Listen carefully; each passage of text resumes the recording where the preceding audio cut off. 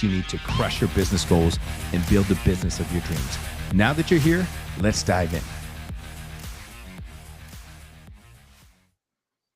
All right. Welcome back to the Fit Biz Accelerator. This is the podcast where we help fitness coaches and entrepreneurs launch, grow, and scale their business with proven strategies and world-class insights. And today's episode is going to be different in the best way possible because we're going to be diving deep into leadership, into communication, and something that doesn't get talked about much. That's mental fitness. And my guest today knows this world inside and out. Michael Anderson is a professor, a professional coach, and a consultant with more than 3 decades of experience teaching leadership and communication across the globe. And he's also a veteran of the Army National Guard, a professional musician who still plays in a local band, a fitness enthusiast, and someone who is passionate about helping people stop sabotaging their own success and start leading from who they were designed to be in the first place. So Michael, welcome to the show, man. Super excited to dive in with you today. Yes, thank you so much, Tobias. I'm very excited to be here. Yeah, absolutely. And Michael, like you've lived such a multifaceted life, professor, coach, veteran, musician, and obviously fitness enthusiast yourself. Can you take us back a bit and just share what kind of shaped your passion for leadership and for communication? Yeah, that's a great question. And the only thing I can think of, honestly, is that that's kind of what I'm built for. And we may touch on this later. When I look at the things that I gravitate towards, if you're familiar with the Clifton Strengths Assessment, basically my top talents are all about communication and leadership. And in fact, when I was thinking about getting my master's degree, and I did this one of those silly free online, find out what your master's degree should be in. The results came back, I should get a master's degree in communication and leadership. And I kind of scoffed. Like, well, that's exactly right. If only there was such a program. And the very next day, I got a phone call from a young lady at Gonzaga University where they had a master's degree in communication and leadership. And it was like a dream come true. Wow. That's cool. And so it all kind of like was meant, maybe meant to be. And, Yeah, you could say that. Yeah, in my youth, in high school and in college, I frequently found myself in public speaking settings, giving presentations, emceeing events, and then, of course, with a military background, very interested in leadership, in influence, and how that works. How do you help people be better, and how do you help teams be better? Which I really think is the essence of leadership. Yeah. And thanks for your service, by the way. Just wanted to Thank get you. that out there. And what role has fitness actually played in your own journey as more of like a leader and a coach? Oh, okay. That's a weird story. I honestly, until I got into the Army, I was not that interested in physical fitness, and but boy, 6 years of that will definitely create some habits, which I know Yeah. is what fitness coaches want to do: create habits. And so I've been doing push-ups since I was 18 years old, basically. And I at one point I was not so interested. I was interested in staying in shape, but I hadn't really caught the fitness bug. I was touring in bands at the time, and I lived in Indianapolis, where they host the Indianapolis Mini Marathon, which Okay. at the time was the largest half marathon in the world. And I had people doing it. I thought, well, that sounds kind of interesting. But I was fond of saying, why in the world would anybody want to run more than 2 miles, which was the Army physical fitness test, 2 mile run, let alone a half marathon or a full marathon? And somebody encouraged me to do it. And I just started running and didn't stop until, well, I had a motorcycle accident last year and that stopped that. So, but I went on to run multiple more half marathons than I can count, and even qualified for and completed the Boston Marathon. So that's Oh, sort of my nice. my fitness pinnacle. So. Yeah, that's fantastic, man. And looking back too, how have your experiences, both from the military and Mhm. also from music, how has that shaped your leadership abilities too? Because leadership's been a big part of your world. Oh yeah, that's a great question. The one thing, music is about getting a group of people to work together in a very profound and specific way. I used to play in symphonies, and Hmm. every note is marked out. In fact, if you're familiar with the 1812 overture that has the cannons in it, there is actually Tchaikovsky actually wrote the cannon part. Fire the cannon now, now, now. Right? It's remarkable. And so there's this sense of how do you unite all of these people around a common goal? It's the same thing in the army. You have a common goal that you have to execute on and bring into reality. So whether it's jazz or rock or symphonic music, whether you're in the military or at a company, you Hmm. have to be able to align people, motivate them to perform with passion and excellence. Yeah, that makes sense, man. And you said in the past that it boils down to three things, right? Knowing Mhm. what to do, knowing if you can or can't do it, and then Yep, also having the mental and the emotional fortitude to follow through. Can you absolutely. kind of break that down a little bit for us too? Yeah, here's an example of what I'm talking about. Research has shown that one of the most important things a leader can do is actually have hard conversations, hold people accountable. When there's bad behavior, a leader that can lean into that, that can have a conversation for someone who's out of line will gain incredible respect. Well, there's a lot of training on how to have a difficult conversation. Now, you can know how to have a difficult conversation and still not have the difficult conversation. So that's that internal character part. Hmm. Do you have the intestinal fortitude, as it were, to enter into this sort of emotional chaos that a difficult conversation can create? Now, then there's some leadership things. I was talking to a gentleman earlier today who's talking about his leadership style. He's not very visionary. And yet, vision, having a goal, is an essential part of leadership. He's much more of a uh, what you would call a servant leader, and more inclined as a sort of second in command as opposed to being the commander. And we were happen to be talking about his Clifton Strengths Assessment, and most of his talent themes dealt with the details of a project and checking in on people, Hmm. that sort of thing. Not real visionary talent themes. So what I like to do is help people like this gentleman understand, look, you're not really built for vision. That doesn't mean that you can't be visionary, that you can't set goals. It just means that leading with vision is not going to be your strong suit as a leader. He's going to lead by example Yeah. much more effectively than trying to cast vision when that doesn't really come naturally to him. Yeah, that makes sense because I see. I like watching the NFL, and when I see, there's some people, that are the players that kind of are the team captains, right? And some of them lead by like, "Oh my God, come on, let's do this. We're gonna go ahead and get them. Everybody, get in here." Da, da, da." And there's other ones that just play the game at a super high level, and they lead by example. So you can lead in multiple different ways, which I like. But Absolutely. Yeah. what's a common mistake that you see either coaches or entrepreneurs make when it comes to leadership? Wow. I think the easiest mistake to make is to not lead yourself well. Okay. Really, being a good leader, it's imperative that you're able to lead yourself well. And sort of a corollary to that is the ability to be led. So I think there's like in the military, you have to progress through your ranks. And as you progress, you are learning more and more about not just your craft, but also about leadership. So the ability to lead is largely shaped by a person's ability to follow, and then also their ability to lead themselves. So when you say, can you define like leading yourself? Is that just like having the right type of habits where you're just doing the things, or like if you can break it down for the listeners out there? Yeah. So where are you going? First of all, do you have a goal?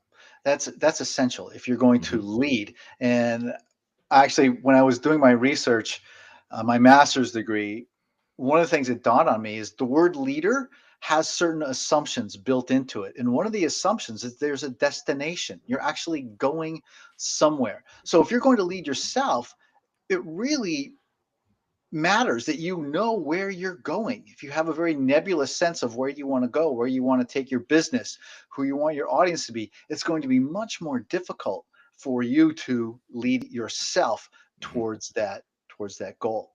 Another essential part of leadership is, yes, you're going to be your ability to discipline yourself, to do the things that you know are important and that are going to get you the results that you want to get. Yep. Yes, coaches, we know all about that. Like we have to be the one. So if we're fitness coaches, like we're leading ourselves every single day. Number one, we're staying fit, right? So we're eating Yeah. healthy, and you have to lead by example. Like we're lifting weights, we're doing our cardio, we're doing all the Yeah. Oh, yeah. things necessary. We're studying up on that. But then Yep. also, like for our business, we're doing the same things too. Like Mhm. you have to lead. Whether you have a team or whether you're doing it by yourself, but you have to be consistent with your habits, with your social media content, with reaching out and having more connections and having conversations with those connections, and Right. booking calls and like building the business. Like you have to lead yourself. Nobody's going to lead your business for you. And you use the term mental fitness too. So for people who aren't familiar with that, how do you define mental fitness?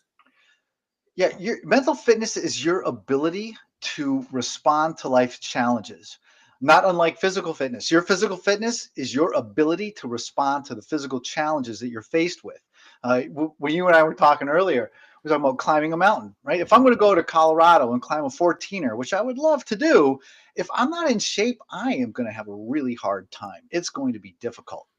But what I can do is I can say, hey, I got this buddy, Tobias. I'm going to call Tobias and have him put together a workout program for me so that I can build up my VO2 levels and some leg strength and upper body strength.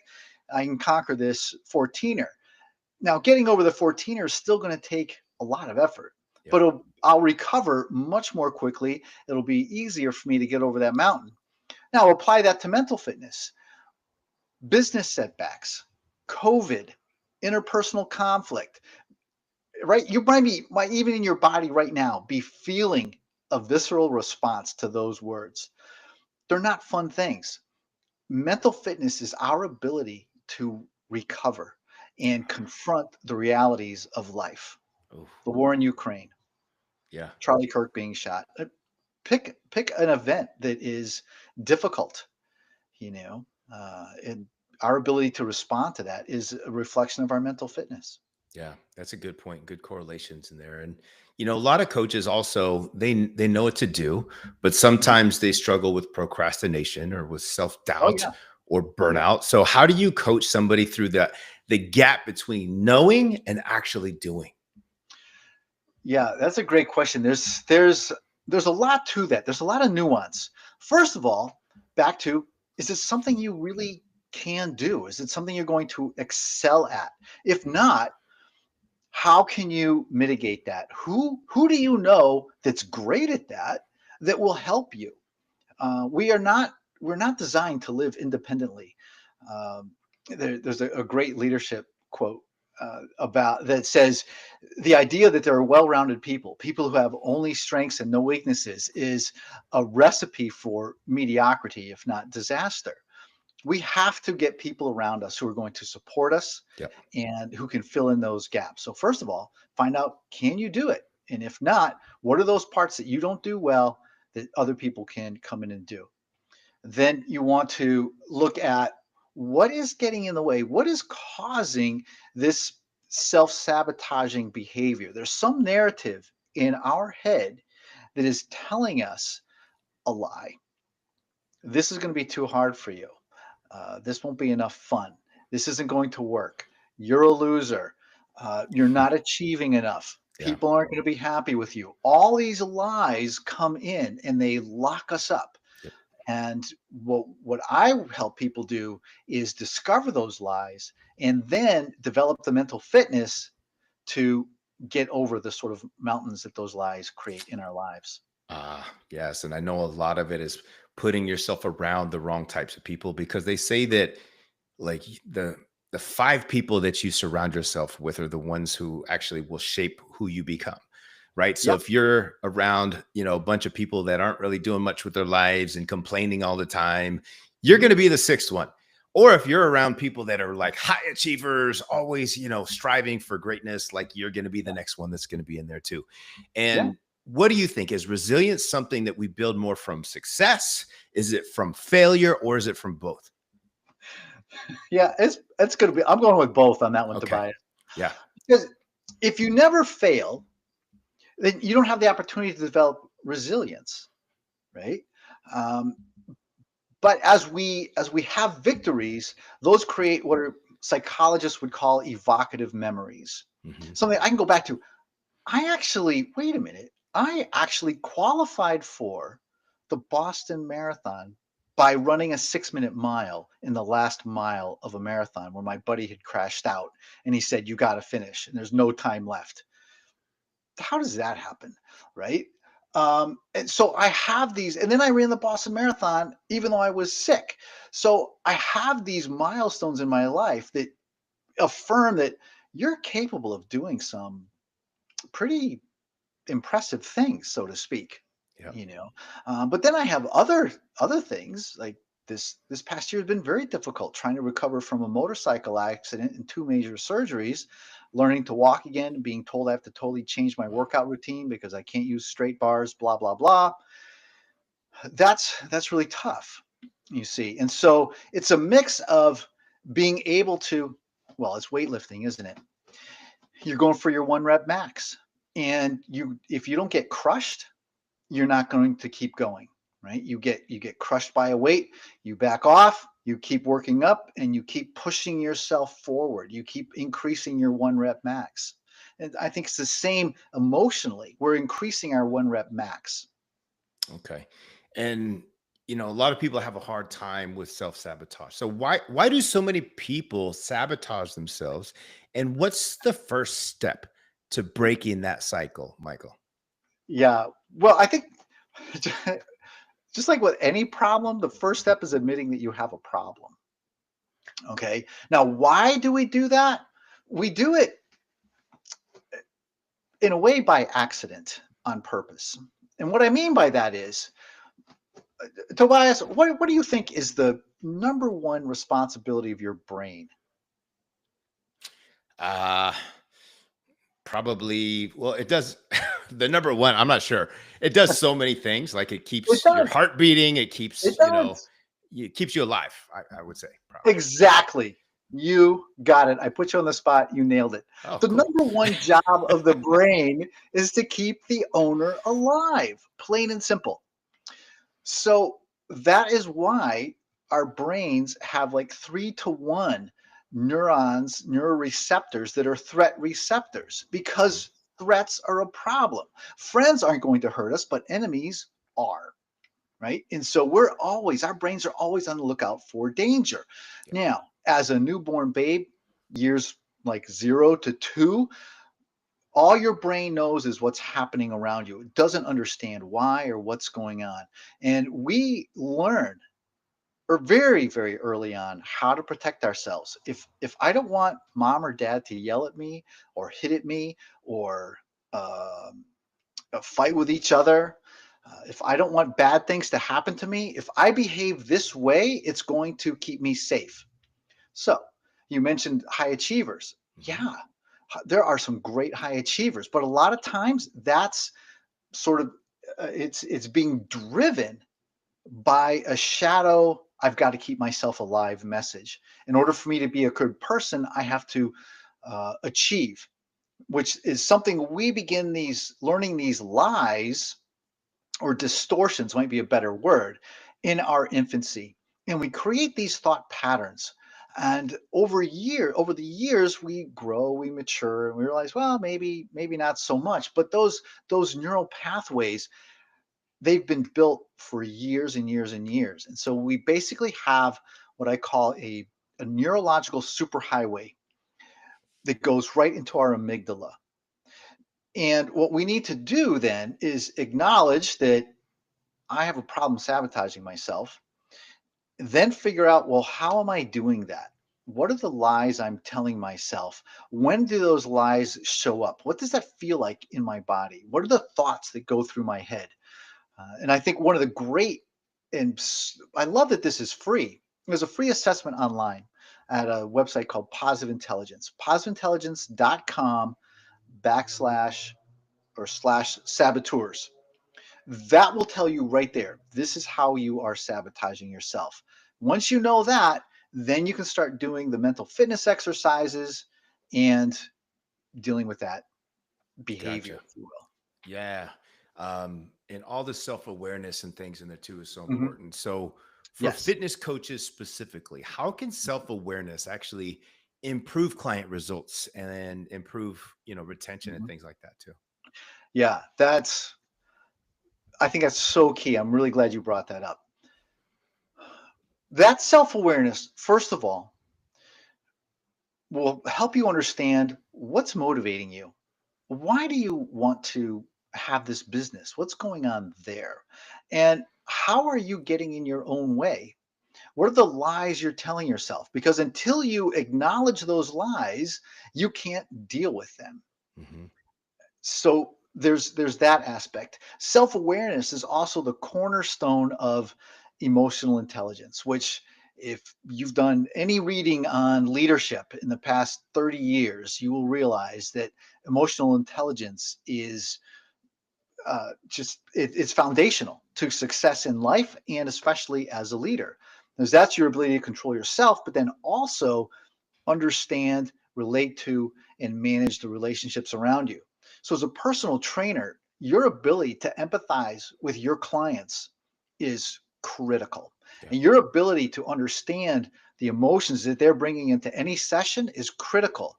And so, if you can acknowledge those emotions and meet them where they are in the first, let's say, 2 or 3 minutes, right? You're just kind of doing some Yeah. light warm ups or whatever. Tell me what's going on. Yeah.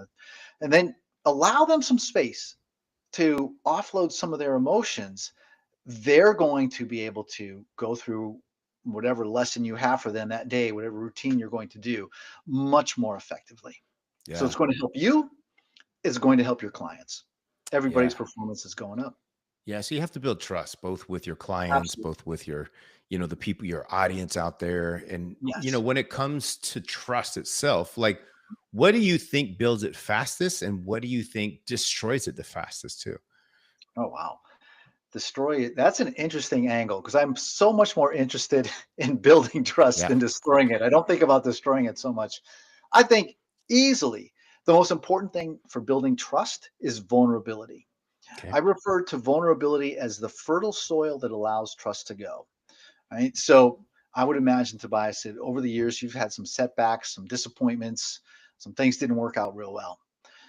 Your ability to talk about that, to empathize with other people as they're struggling with things, that will go so far to building trust right there. That type of vulnerability. Um, and there are other things that go into to trust, but the best and the starting place I think is always going to be vulnerability. And to destroy it, I think in that case, well, there's a thing called communication spirals. Yep. All right, an upward communication spiral is, hey, what's a nice girl like you doing in a place like this? Hoping I get to meet a nice young man like you. Oh, well, what's your major? Blah, blah, blah, blah, blah. Right. And so everybody's happy. The way you get out of a communication spiral is to do the exact opposite. Right. What's a nice girl like you doing in a place like this? Hoping I don't meet any jerks like you. Down in flames, right? Yeah. So it just keeps going down and down and down. So I would imagine destroying trust would be kind of like that, Yeah. breaking a confidence, not not following through on things, not Yeah. being That true to your word. A lot communication. of those integrity things. Yeah. Yeah. And for the online coaches that are Mhm. trying to stand out, what's your advice for communicating their value even more powerfully so they stand out from the competition? My advice there is going to be yourself. Don't look at Tobias and be Tobias. Let Tobias be Tobias. Who are you? Yeah.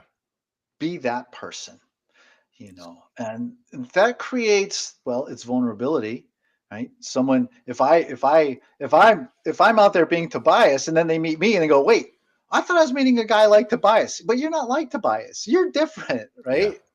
So just honestly, just be the most interesting version of yourself you can be.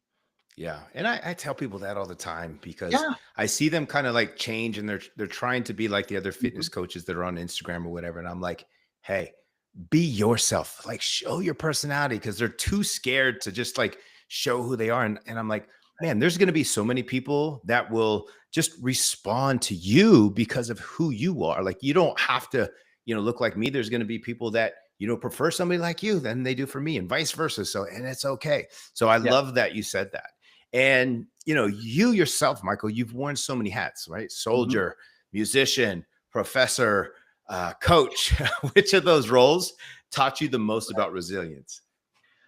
About resilience, which is talking the most about resilience. I would,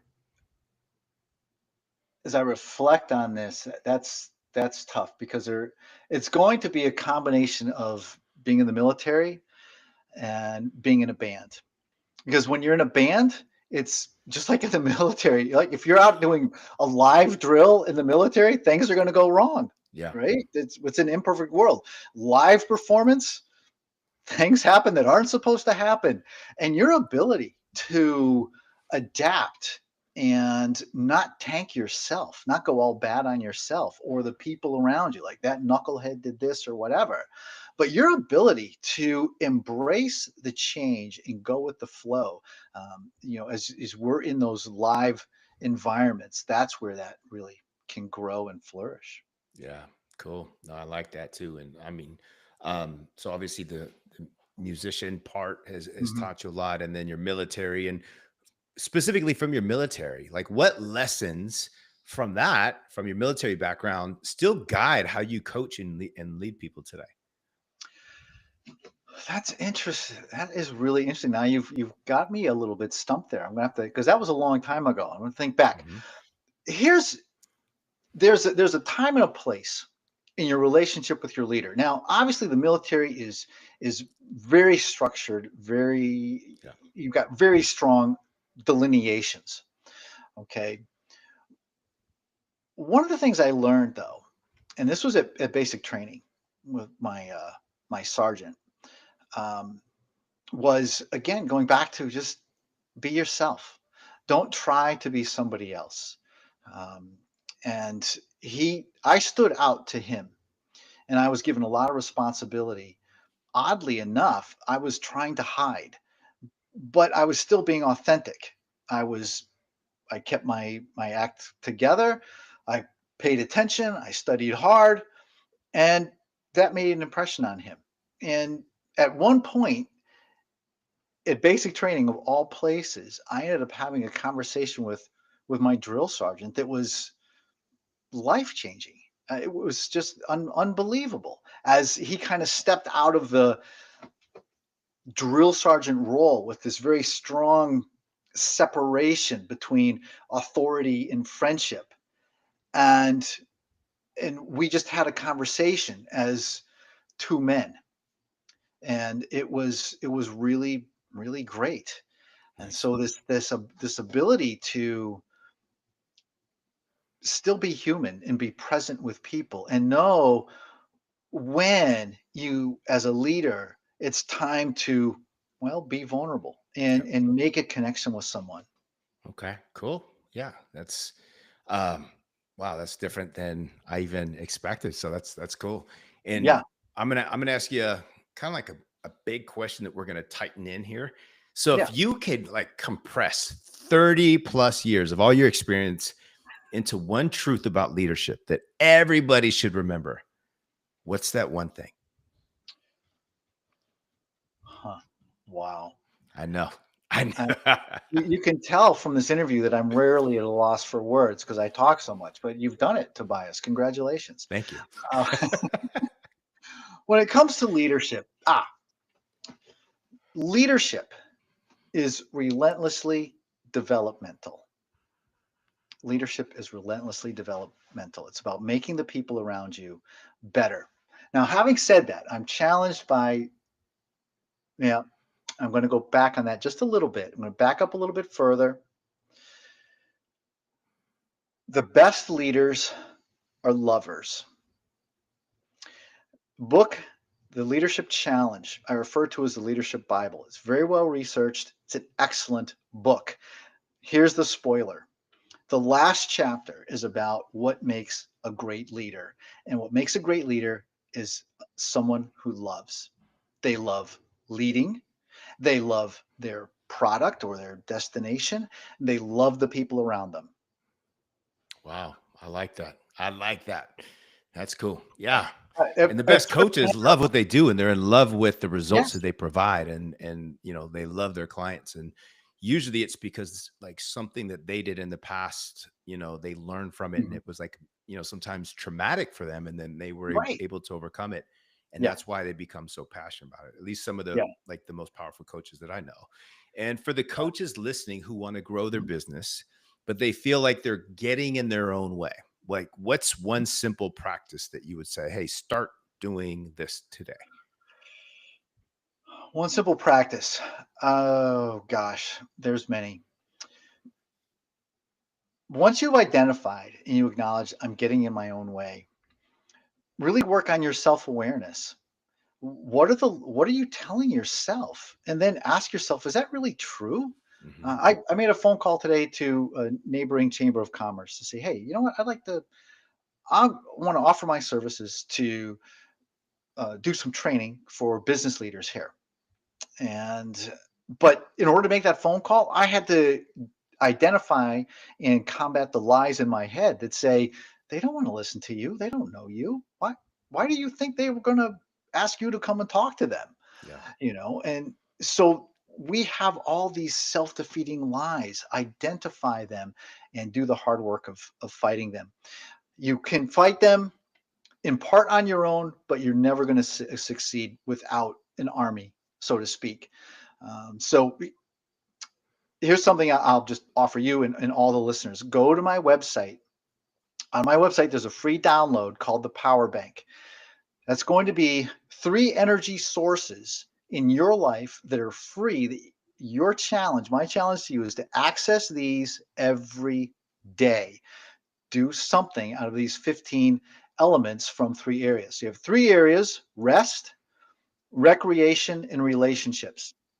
And you identify 5 things in each of those categories. 5 people, Tobias, who love you. They get you, they're on your side. You can text or call them anytime.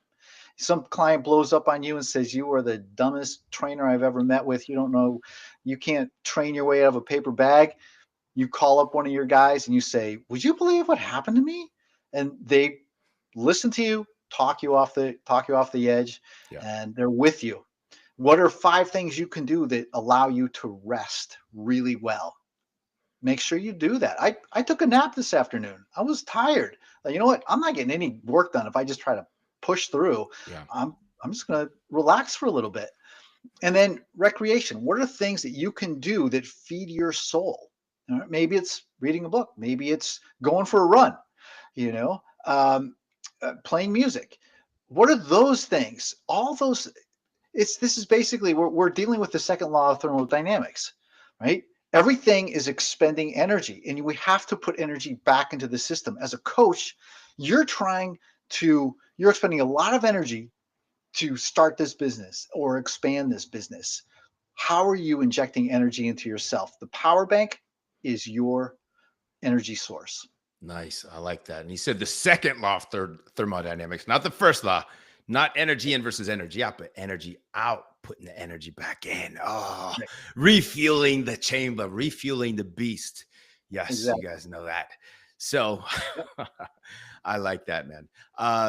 And to kind of cap things off, and Yeah. obviously maybe you send them to your website, but like what's a book, what's a framework, or some type of practice that has influenced you the most? And maybe it's the framework that you just talked about, but what's the one thing that you're like, this changed my world? Wow. I don't think I can answer that honestly. There are so many different things. The when it comes, I will narrow it down to leadership. When it comes to leadership, Hmm. my the book I always recommend first is The Advantage by Patrick Lencioni. Okay. And that's if you're leading teams. And that I refer to as the field manual of leadership. Okay. And then the other book I really like, as I've already referenced, is The Leadership Challenge by Kouzes and Posner. Mhm. And again, the last chapter that turned my head around was Leaders Are Lovers. Wow, I never saw that coming. Awesome. And Michael, man, this has been incredible. Like from Thanks. leadership to identity to mental fitness, like you've given us so many insights and practical tools that our listeners Hey. can just, start applying right away. And Mhm. before we wrap up, I should say, where's the best place for people to connect with you, learn more about your work, or even work Mhm. with you directly? Yeah, thank you. My website would be a great place to go. I said andersonlr.com is my website for Anderson Leadership Resources. So just Anderson, letter L, letter R.com. There's an extensive blog on there. If you've done the Clifton Strengths Assessment, I've blogged about all of those, lots of leadership topics, other free resources. So that would be, and there's a Let's Connect button. So anybody who wants to sign up for a free 30-minute coaching call, you're welcome to. I would love to meet you. Nice. I love it. Thank you.